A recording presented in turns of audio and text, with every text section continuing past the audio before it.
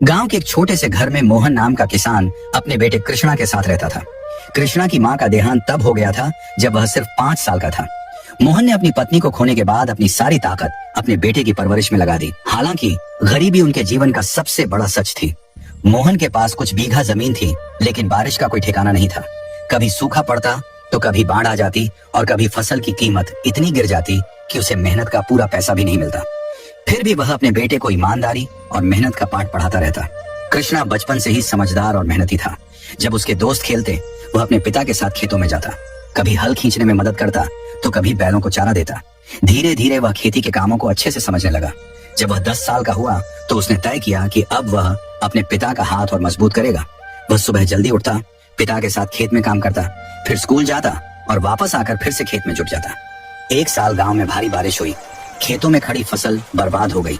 मोहन बहुत दुखी था, क्योंकि उसे साहूकार से लिया कर्ज चुकाना था। घर में खाने के भी लाले पड़ गए। मोहन चिंता में था कि अब क्या किया जाए। वह निराश होकर सोचने लगा कि शायद अब उसे जमीन बेचनी पड़ेगी। लेकिन कृष्णा ने हार नहीं मानी।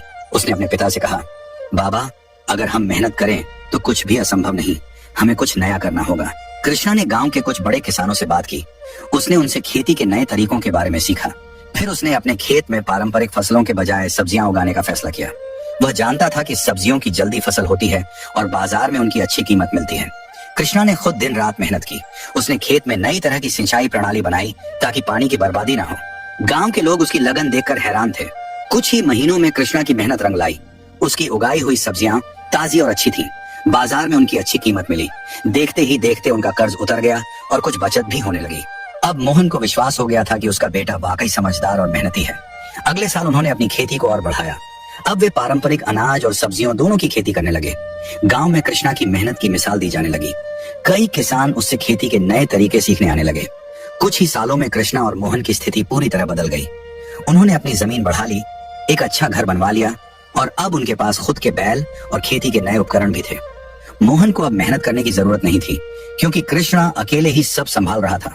उसने अपने पिता से कहा, बाबा, अब आप आराम करें, मैं सब संभाल लूंगा।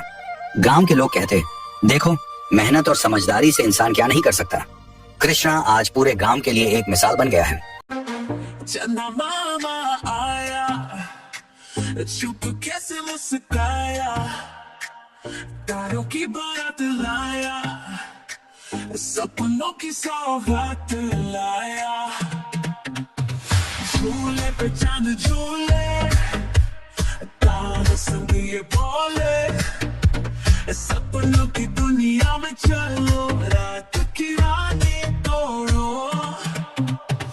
इंडिया रानी आई, आंखों में झलक लाई, चंदा मामा ने कहा आई, सपनों में घर बनाया।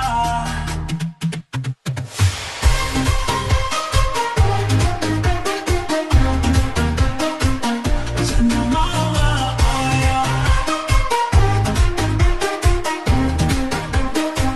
झूले पे चांद झूले, तारों संग ये बोले, सपनों की दुनिया में चल